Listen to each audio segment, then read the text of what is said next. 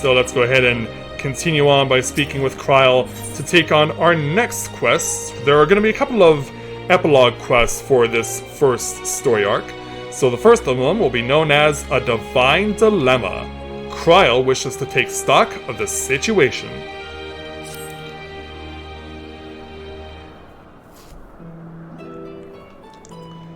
Greetings, I am Kryl of the Students of Baldessian. Do I have the pleasure of addressing Derek, the explorer who sought aid in investigating this place? And he also comes with a little companion. I am Derek, and this here is a baby Opo Opo.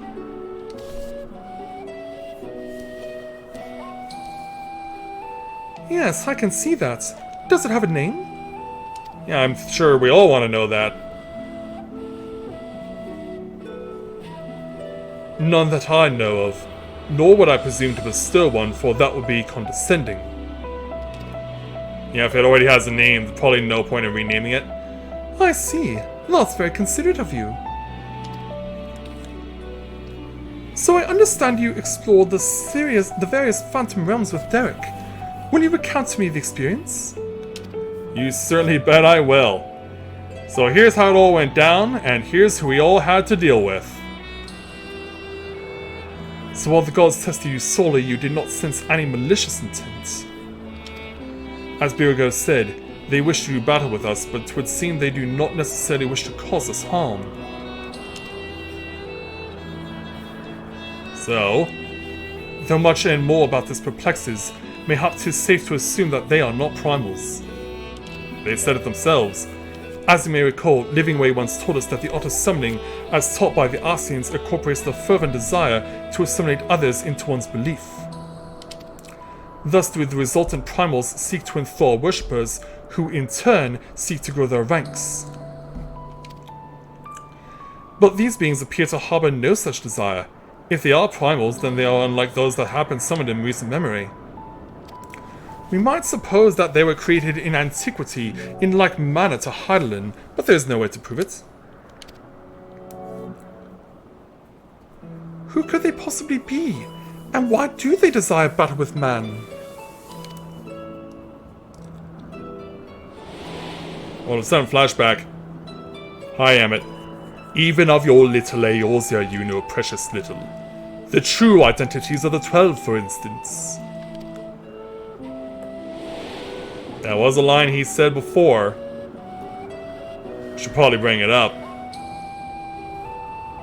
Yeah, this was just before you got revived by Emmett there, Graha. Emmett Selk did say that, didn't he? By which we may assume he knew the truth and challenged you to seek it out too. Suffice it to say you'll do so, of course. You better believe it. With a smile on my face. Insofar as we can ascertain, this is a matter which has implications for the entire star. In light of this, the students of Baldessian formally accept the commission. We will investigate the Phantom Realm and the beings who call themselves the 12. I'm pleased to hear that. Thank you. Without further ado then, I will take a look around. There are a few things I'm curious about.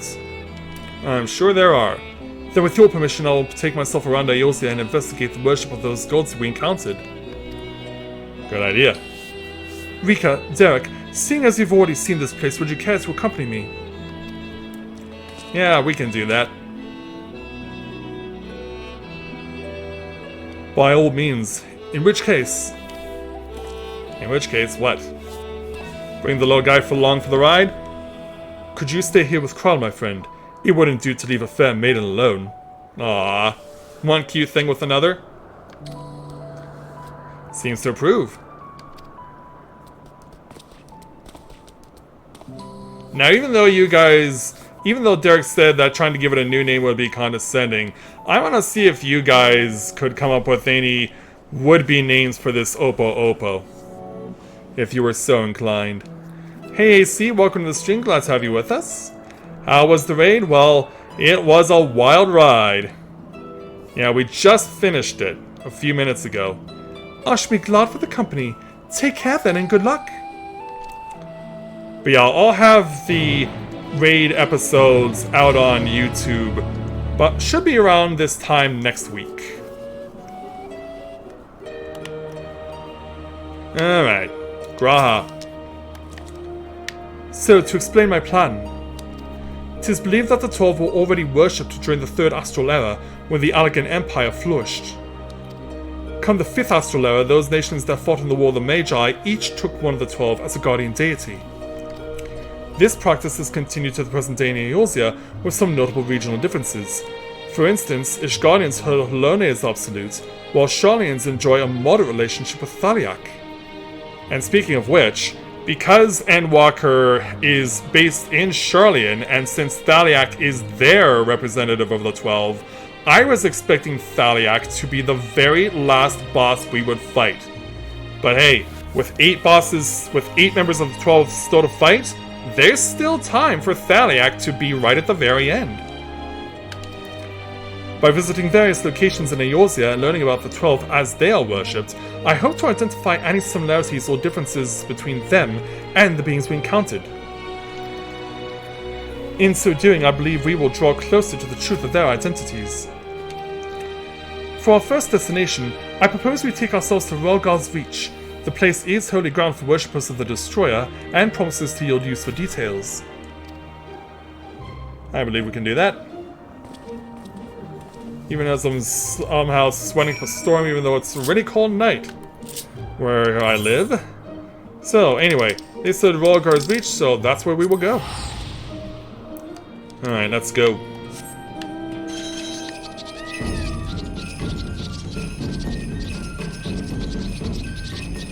So off we march with our Namazu friends.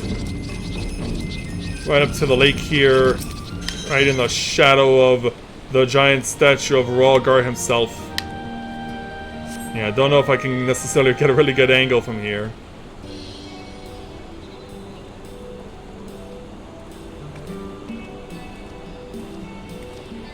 Hey, you two. There you are, Rika.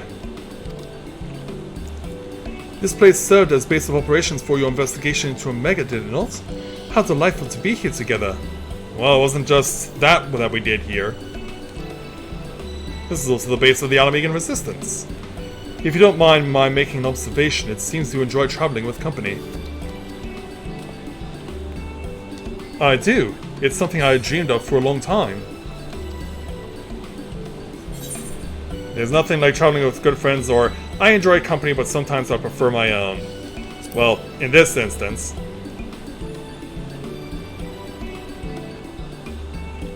Yeah, that makes Graha smile. You don't feel that way too? Is that so? What of yourself? Do you normally travel alone? Aye, in my wanderings I much prefer to have solitude. Not that I avoid people or communities, mind you. As a matter of fact, I've been here before, on the trail of the Phantom Realm.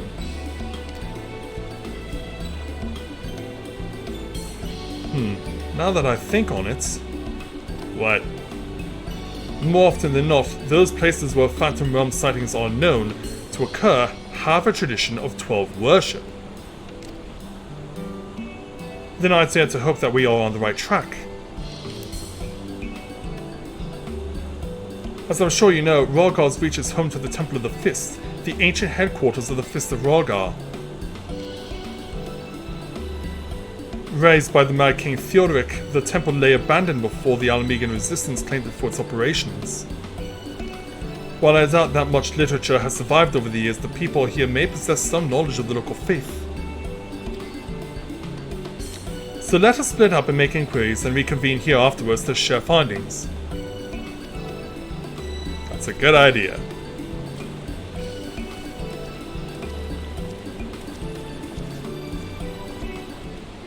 So I will do the same. The first place we go to is right in front of the tablet itself, called Bloodstorm. So we're going to go ahead and read this thing. You read the words inscribed on the monuments. A storm of blood approaches fast. Hell's open, heavens weep. For no one's soul doth lie beyond the measure of his reach. Which is also part of the final verse of the Alamegan version of the Garlean national anthem. once upon a time needs to explain to you their meaning, that we must prepare ourselves for the strife and sorrow that will inevitably come.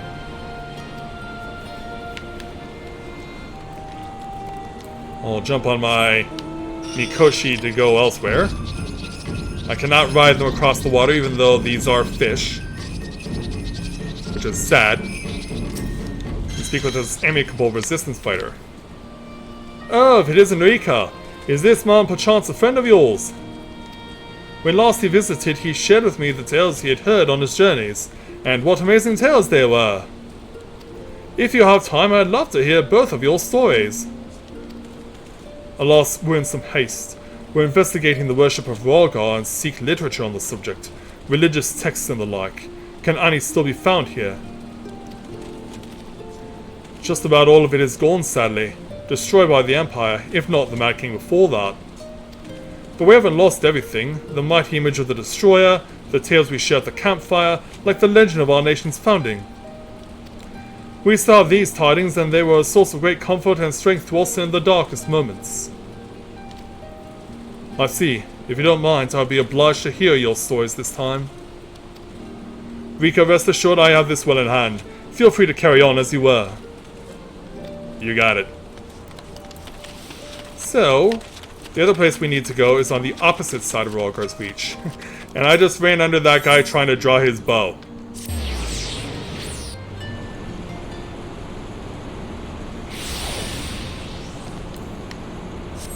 Alright, time for more Namazu. Right across the desert wilderness sands thing. And we'll meet up with this scholarly woman here at the far end. Now, if you're familiar with the post dungeons in Stormblood, you might be familiar with what we're about to see. Yes? If you have business, please make it quick. I'm due to meet with someone any moment now. Forgive me my delay. And who would this person be? Yeah, we know you. You're Marjorie, who came along with us on our journey up to the Temple of the Fists. Why, if it isn't the adventurer who kindly escorted me to the Temple of the Fists! Are you studying monks too, perchance? Not this time, Marjorie. And I come on behalf of Corinne. If so, you ought to work together with me and my colleague here. Few things are finer than joining heads with like-minded folk. And so, yeah, I need to ask you a few questions. Seem to be surprised by what I have to ask. Researching the worship of the Destroyer, you say? Why didn't you mention it sooner? Oh, you just happen to have something? How convenient. That is a copy of Destructivity, a scripture of the Fist of Ralgar. The original is one of the few texts that survived the temple's razing and was recovered by a monk named Wadagelt. Yeah, we know who that is. I went to the trouble of having this made for my colleague, only for her to say she doesn't need it, so will I offer it to you instead. Lest you forget this is your passion, not mine. I'm simply assisting you as a favor, and I thank you to not put us in danger.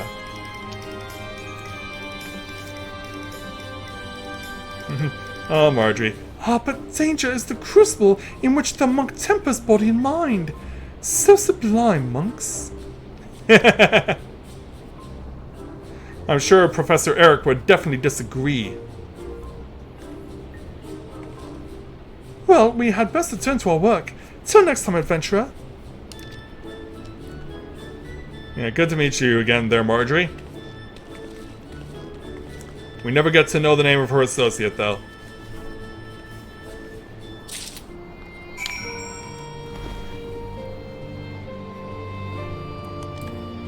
Oh, really? Okay, let's head on back.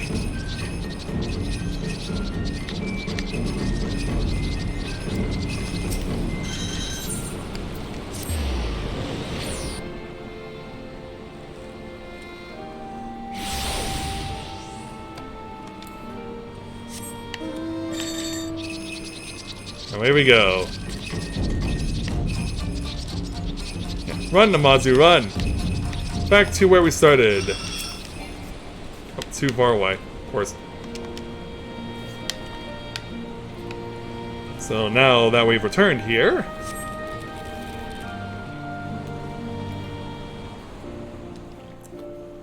as we wait for the boys to return. Hey there, Graha. And hey there, Derek. Rika, what were you able to learn? Well, more than expected, actually. In fact, we have something just for you. A copy of one of the scriptures, you say? A moment while I skim over it. Well, don't skim too quickly. Or else you'll end up with skim milk. I see. This chapter appears to be a record of the construction of the great image of Rolgar, written in a style that suggests folklore was committed to parchments. Yeah, even in the fog you can still see his face. When the deluge of the Sixth Umbral Calamity threatened Eorzea, the ancestors of the Alamegans were guided to safety by a comet. Believing that it was sent by Rolgar, they came to hold him in the highest. This much of the tale I had been familiar with. But according to the scripture, among these refugees who followed the comet, some claim to have caught sight of Rolgar himself. Their accounts were passed down through the centuries, and worshippers of the Destroyer pieced them together to give shape to yonder statue. I must say, it bears more than a passing resemblance to the being we encountered. Were that Rolgar were a primal, the explanation for the similarities would be simple. And yet? That is, the statue gives rise to a unified interpretation of Rolgar's appearance, which in turn lends form to the primal.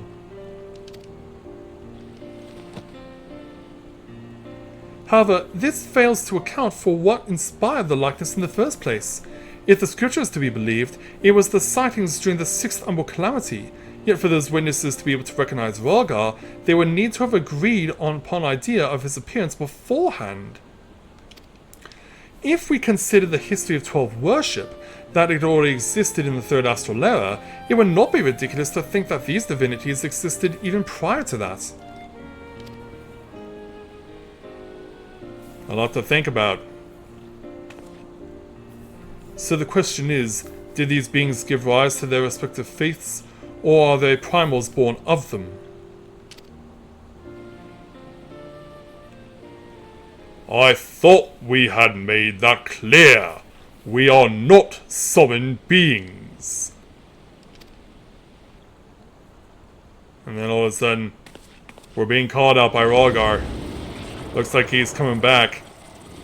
And he's not alone.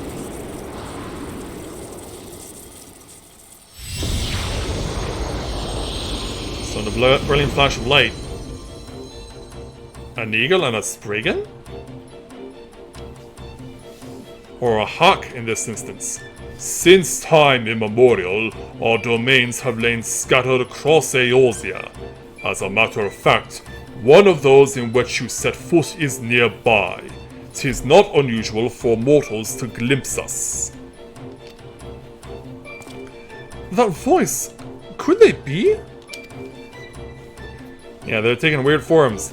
Indeed, I'm Birago, and the hawk beside me is Rolgar. I shall elaborate upon my master's explanation.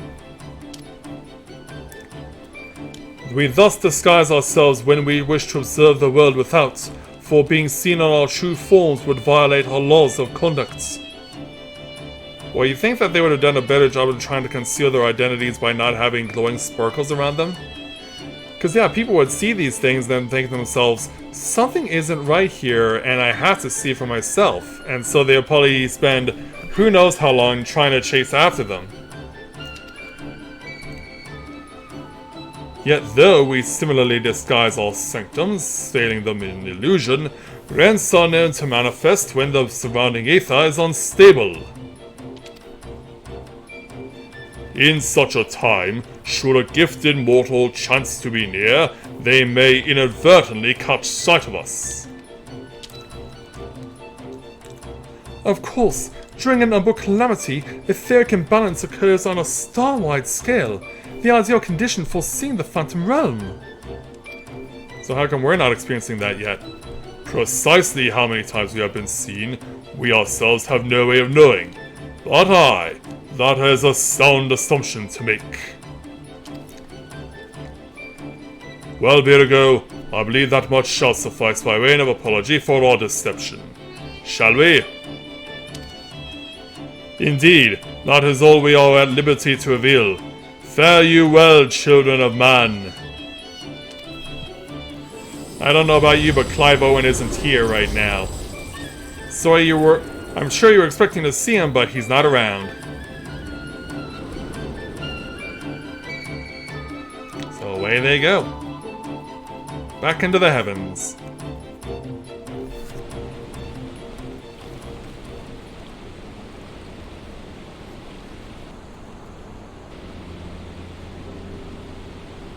Now that we've had a chance to mull over what we just bore witness to. Aside from their reticence where it concerns identity and objective, these divinities are certainly approachable. I would agree with that. If what they said was true, then their worship can be traced back to their sightings.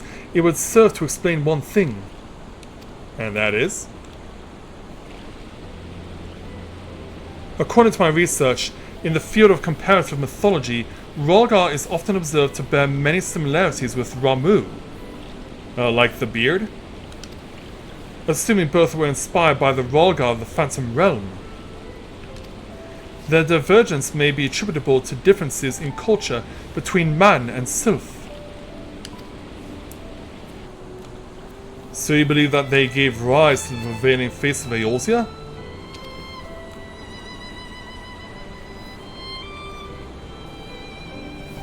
Given available evidence, yes, I am inclined to. Yet none of this explains their presence. How and when did beings of such power come into existence? Oh, Link Pearl. Who's getting called? Probably Kraha getting called by Kryl. Oh, 'tis you, Kryl. Has something happened? Truly? Very well, I shall take care of it.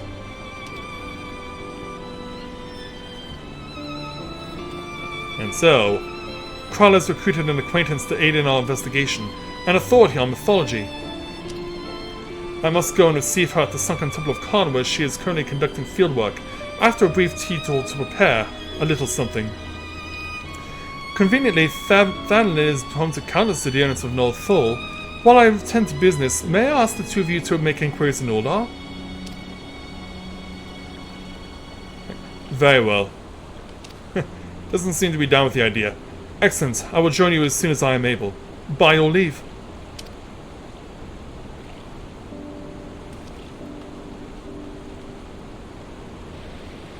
I guess it's just you and me. As awkward as this is. Alright, we'll have to wait for everyone to spawn so Derek can speak with us. So it is to be just you and me in Uldar. I suppose it can't be helped. No, I guess not. But in the meantime, we'll take 3,000 gil for completing the quest.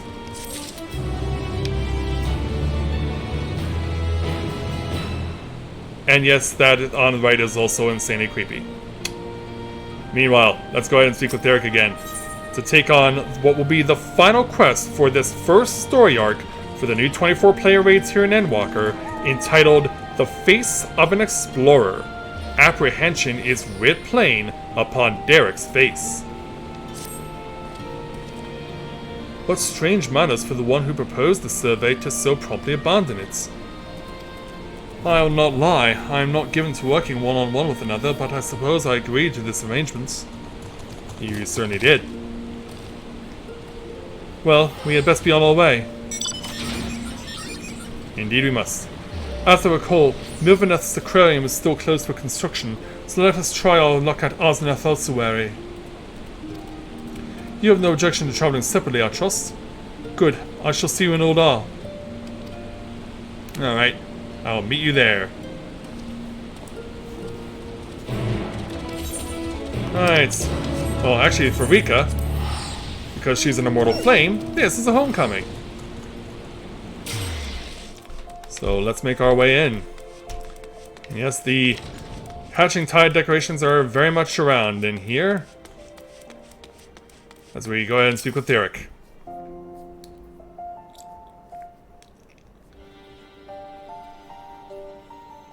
Ah, you're here. Yep, we made it. So what have we got to say? As we look at the statue here. Of the Deific twins, Null Thul, here they worship Thul, who keeps the realm of the dead and weighs the worth of men's souls. In contrast, Nold keeps the world of the living and oversees their financial fortunes.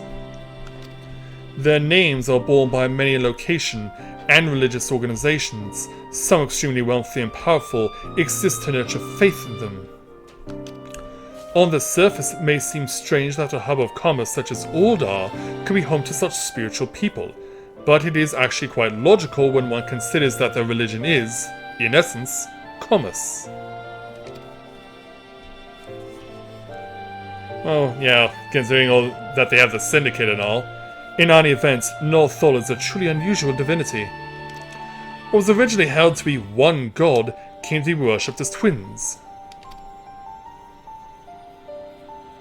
Indeed, rather than two distinct entities, that which we encountered was a single being possessed of two personalities.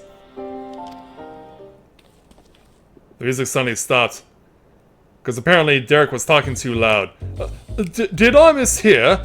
Did he just say they encountered Null Thul? We were staying a little too close, and while its appearance differs somewhat to the divinities worshipped, it cannot be denied that they are striking similarities in their nature. Derek, you're kind of making a scene.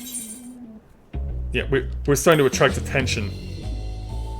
Yeah, look to your left. You've pissed off the locals. Forgive me, this is hardly the place for such a conversation. Let us continue it elsewhere. Yeah, awkward. Run as fast as you can.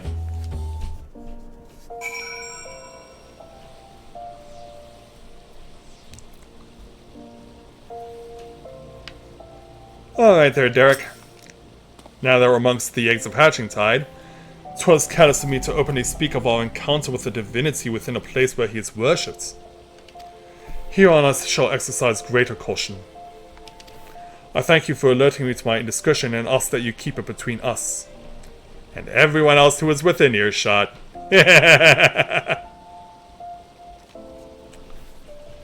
Now then, to finish our conversation. As I mentioned, though the Null Thul as worshipped by men appears somewhat different, there are undeniable similarities in their nature. I believe we may report this as much to Grahatia. With that, our work here is done. Rather than waiting for our companion to arrive, perhaps we might seek him out at the Sunken Temple? He mentioned needing to make a detour. Were we to set out now, we ought to be able to catch up with him. After all, we hardly know one another. Rather than loiter with an unfamiliar person, 'tis better to use our time productively, wouldn't you agree? I guess so. Then let us head to the Sunken Temple of Khan at once. And so he's off. So, let's make our way to where that is.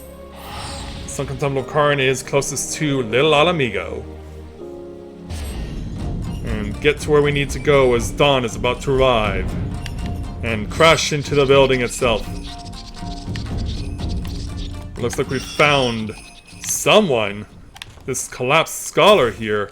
We haven't found Graha yet. You're here, thank goodness. I found this woman collapsed, though I can see no obvious injuries. By her attire, she appears to be some manner of scholar. Water, food, in my bag, please. I see. Rika, may I trouble you to find her bag? I will stand lookout in the meantime. Okay. Well, let's go find what she needs. What she needs is gonna be somewhere around here. Yeah, there it is. I see the sparkle. Got this large bag. Examining the bag, you find a skin with a little water left, but there appears to be no provender. For now, you decide to take the water to the woman. Let's do it. Ooh, that sandstone golem's got a spring in his step. You chasing after someone? Well, good thing he didn't spot me. So thirsty. So hungry. Ugh. Gotta give her this before it's too late.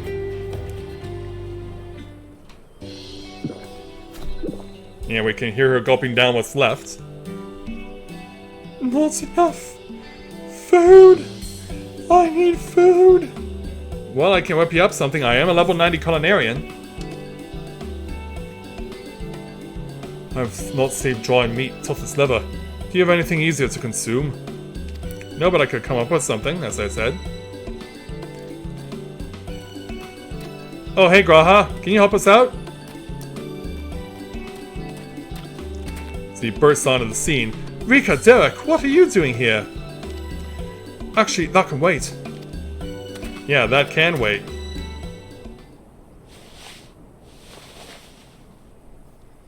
Steady, Snowgime. I brought you Archon loaf and coffee, made sweet and creamy just as you like it. Oh, that's what you were doing.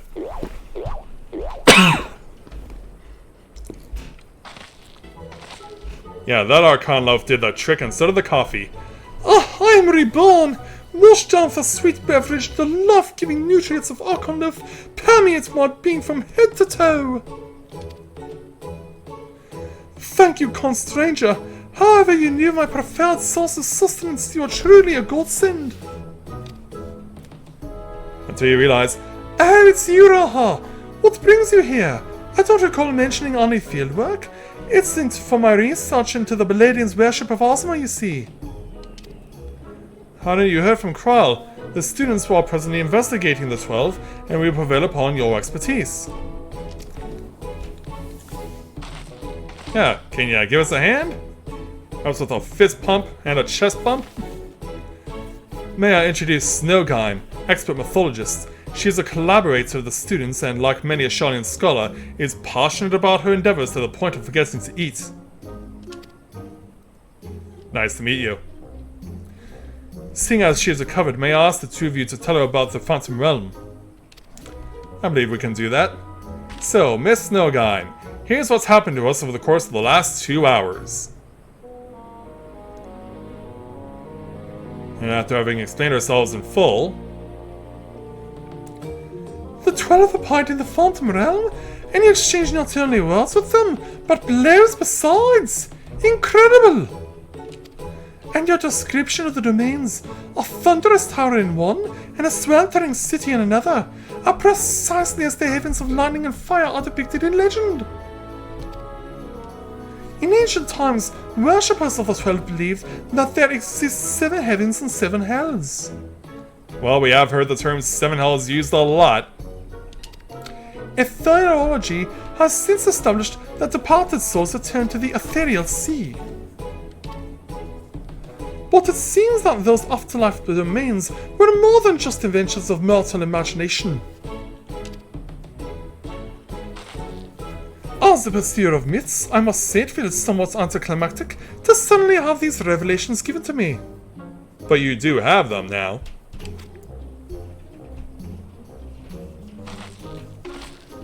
Yeah, look how happy she is. But more than that, I'm dying to know more, which is to say, please allow me to join your investigation. Look how shocked we are. And how awkward Graha is. We would, of course, welcome your presence. Without further ado, then, let us head to the Omphalos. Kral awaits us there.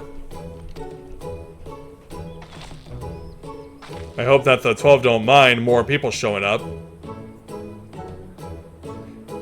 Yeah, the 12 are all probably thinking, if we get more people showing up, this could end up turning into a tourist trap.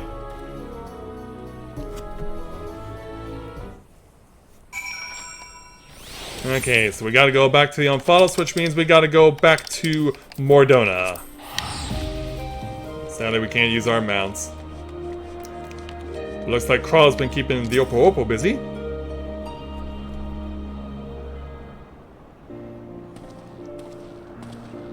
Hey, we back. And we have a new companion. Welcome back, everyone, and welcome, Snowgime. I'm glad you could join us. Kyle, how delightful to see you again. I understand you've been doing a fine job leading the students. But I must say, what a lovely place this is. At a glance, this appears to be the highest of the heavens of legend, the seventh heaven. And oh, if those aren't symbols representing the other heavens, I take it there's other respective gateways. I should like to pay them all a visit. Well, I hope you're also battle capable. For Snowgime's benefit, let us review what we have learned thus far, and thence deliberate the next step. Yeah, we must do that. So Graha will explain what happened to Rika and company.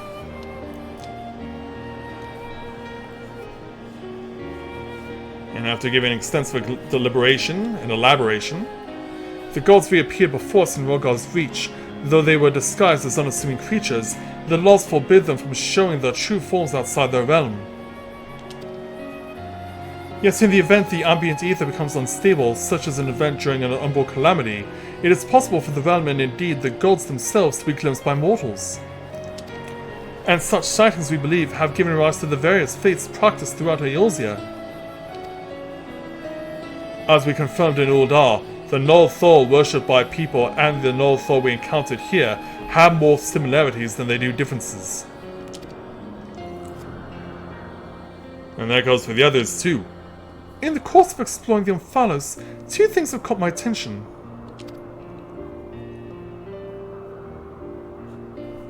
As we take a full pan around.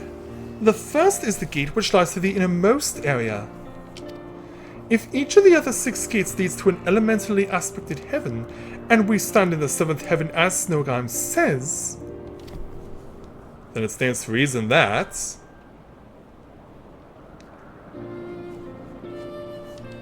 what then lies beyond that last gate?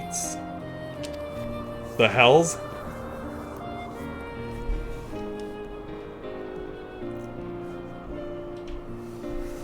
The second is this monument. It harbors some manner of magic, unlike anything I've ever seen before. I will endeavor to decipher it, but it will take time.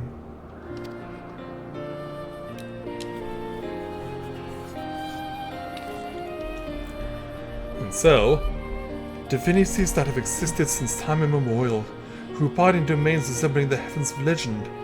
Why have they chosen to reveal themselves to mortals seeking battle? Unless they favor us with more of their secrets, it would seem this monument holds the key to solving the mystery. Indeed, much more yet lies beyond our understanding, but we'll keep chasing the truth together. As I'm sure you'll read though, this is tiring work both mentally and physically. We need to pace ourselves. To which end, might I suggest we return to our install and have a rest before we embark on the next stage of our investigation? I guess we can do that. Snowgime seems down with it. But yeah, we'll leave the 12 alone for a while. And by leave the 12 alone, I mean, as far as the story is concerned, we probably won't see them again for another 6 months. Oh well, I guess we'll just do this all over again in 6 months.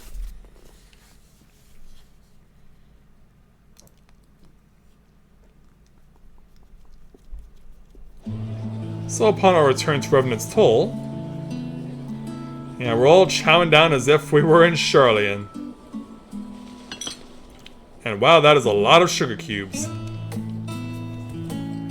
So rarely do I get to simply chat with colleagues. I had fairly forgotten what it feels like.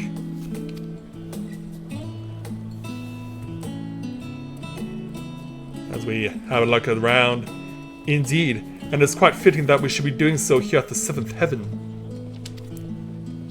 It's nothing like Tifa's 7th Heaven, that's for sure. Fitting? That's an understatement if I've ever heard one. So it shows, so she knocked over a sugar cube. The 7th and highest of the heavens, which remain all of the remaining 6, was right here in Mordona all this time! This is not fitting, my friends, it's destiny! You suddenly drew a lot of attention. Well, not quite as much as we did in the Thaumaturge's Guild. You are obviously well versed in the myths surrounding the heavens and hells. If you don't mind, I should like to hear your thoughts on them. Oh, we don't get to hear it? Ah. It would have been nice to get a full understanding of what was going on, or what she was going to elaborate about. Invested as they are in their research, it doesn't take much to stoke their passions. My apologies if it makes you uncomfortable. He's probably just enjoying it as best as he can. Or having always traveled alone, I'm admittedly not too familiar with such a lively atmosphere, but I do not mislike it. Well, that's good, right? It's got me smiling. By the way, the two of you arrived at the sunken temple rather quickly. Did something happen? Nope, just looking for your friend.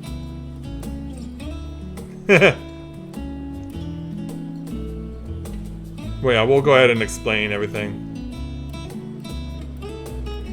Well, as pleasant as this has been, it's time we return to the Annex. The paperwork for this commission isn't going to complete itself. Alas.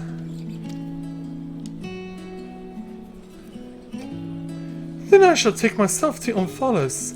There's so much there that I'd like to see. Hopefully you don't get your butt kicked while you're there.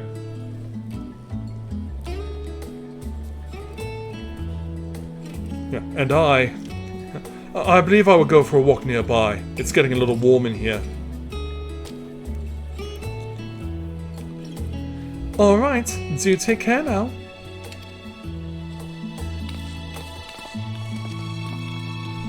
And so they're off. And we will follow them.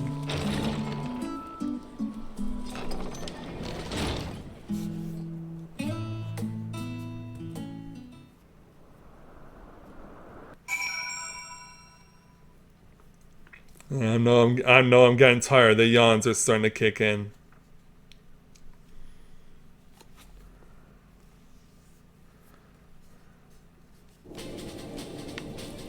Alright, let's go and head off to speak with Derek, because this is where this first story arc will come to an end. And surprisingly, it's happening on the outskirts of Remnant's Hole. But it is in full view of Silver Tier, so I guess there must be a reason for a situation like this. So, Derek, the final word is yours. Rika, it's pleasant, isn't it? The sights and smells, the smells and sounds of a tavern. It makes one feel alive. And after stepping outside alone and breathing the cool air, I like that just as much. While we await developments, I shall remain here in Remnant's Hall. If there are any tidings, rest assured I will share them with you. Thank you for your help thus far. I no doubt so much could have been accomplished without you. Yes, indeed. So, for completing this final part of the story arc, part 1 for Endwalker's 24-player raids, will take 2,500 gil.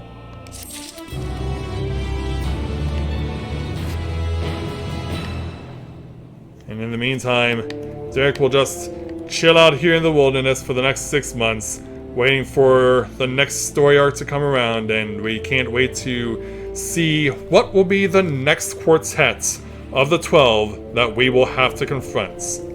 Like I said, my March Madness bracket has already been busted with who we saw tonight, with Birago, Rolgar, Azma, and Naldthal, of only whom only one I expected to feature in round 1.